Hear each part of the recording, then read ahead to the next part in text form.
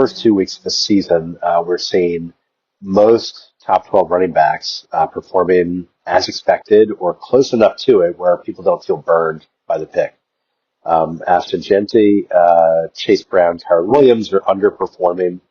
The rookie Genty is expected to, be fine. I think one would assume that he'll get 225 touches roughly, maybe 250, maybe a little bit more than that, but he'll get enough where, he might not be top 7 like people thought he was in the summer based on the ADP, but he'll be good enough. Chase Brown will, even without Joe Burrow, potentially still be good enough. He doesn't have any rivals in that backfield. He'll get his volume, and, he might not be top, 10 to 12 that he was with his ADP. Maybe he was RB11, something around there, but he might be RB18. Maybe he'll be RB12. Maybe he'll be even a little better than that. You don't throw in the towel on someone like Chase Brown because he's the bell cow. Kyron Williams, a little bit different, and that's just because I'm biased. I've been talking about him since January as a major regression candidate, urging people to draft Blake Corum. And it goes without saying, Kyron Williams is TD dependent by and large, and it just happens to be that he's very good at it, and he gets a lot of volume. But once that volume starts to peel away, as Corum, I believe, gets more acclimated or more integrated into the offense, then you're going to see Kyron Williams stay in that fringe starter area, which is not where people thought they would have him during the season.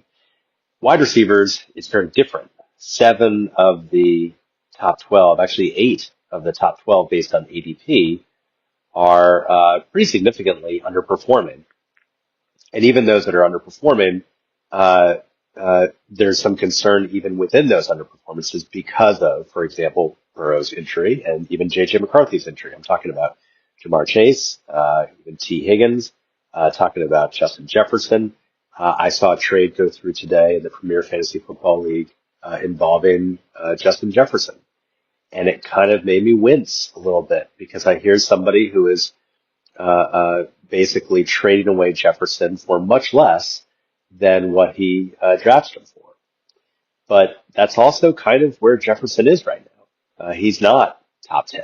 Most people would not even imagine him to be top 10. Is he top 20? Probably.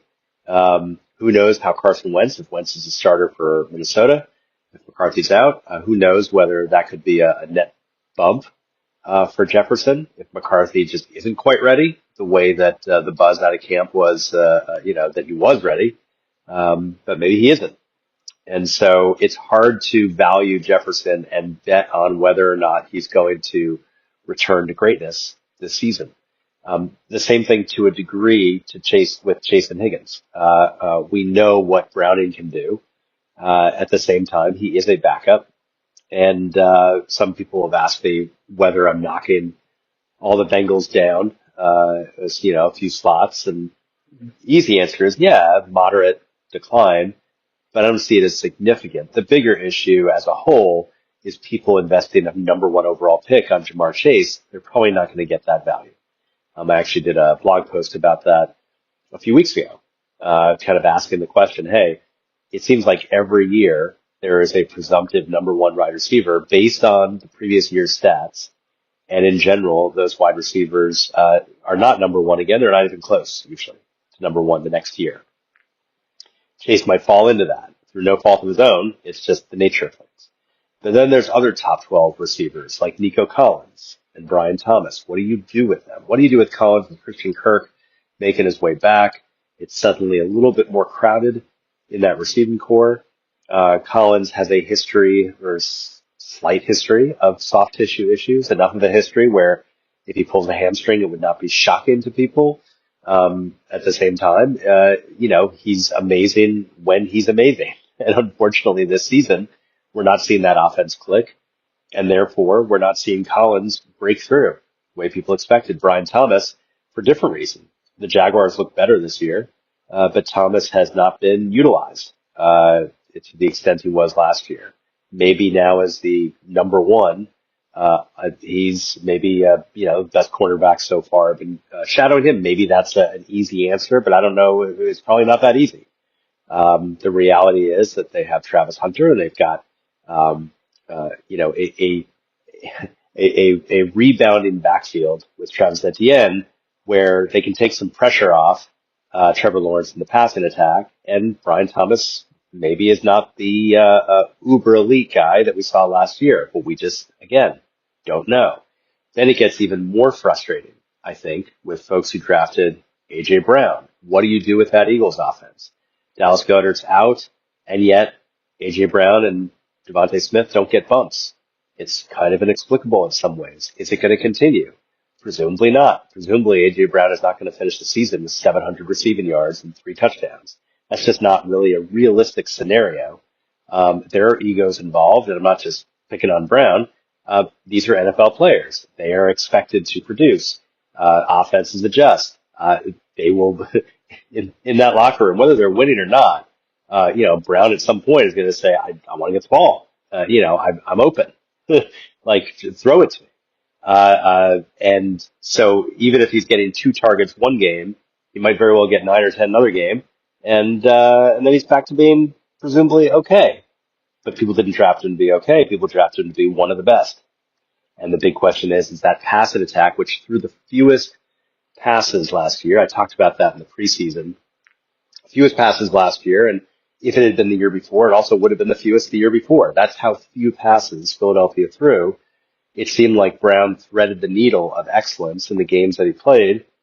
Is that sustainable? Maybe not this year. And Drake London, who the heck knows? That's a weird offense all in all. Bijan Robinson is ascendant. I mean, he is arguably the best fantasy running back right now, and he might be for the next 2 or 3 years.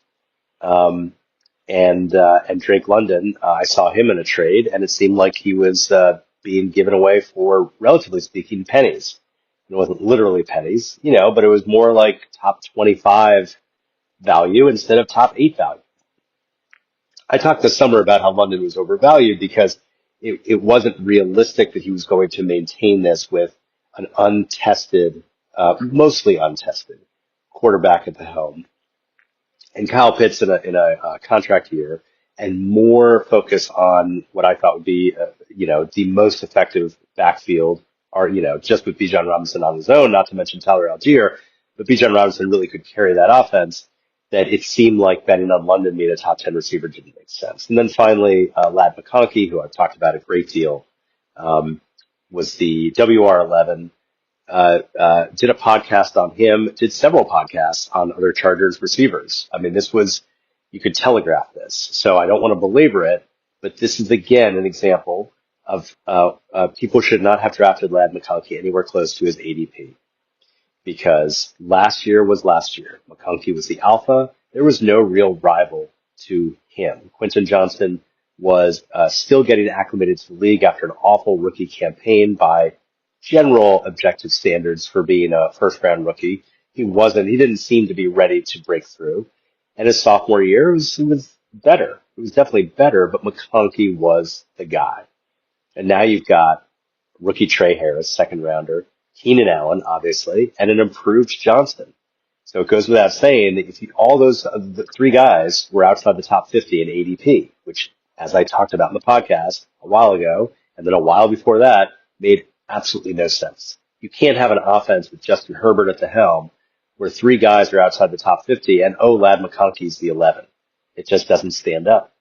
So this is that pivotal time in September when people have to decide, are you holding on to guys like Justin Jefferson? Are you holding on to Brian Thomas? Are you sticking with Drake London? Or are you just shedding them and going with somebody else? I guarantee you there's some league out there where someone has traded Drake London for Wan'Dale Robinson. And the person who gets Robinson, a lot of people might say, got the better end of the deal. And it's just, that's what points does. That's what momentum does. And so I don't have any strong advice for managers on what to do because it's a case by case basis. At the same time, if you are not happy with what you are getting out of guys like Jefferson and Nico Collins and Drake London and so on, you can talk with other managers and feel it out without feeling burned. I mean, if someone tries to take advantage of you and give you, a top 8 to 10 tight end For Justin Jefferson, you could turn around and just say, yeah, that's not what I'm talking about. Like, come back when you're serious. But it would be interesting to know what the market value is for some guys that you're just not happy with. And the way to find that out is you reach out to people and ask, what do you want for? Or what would you give up for?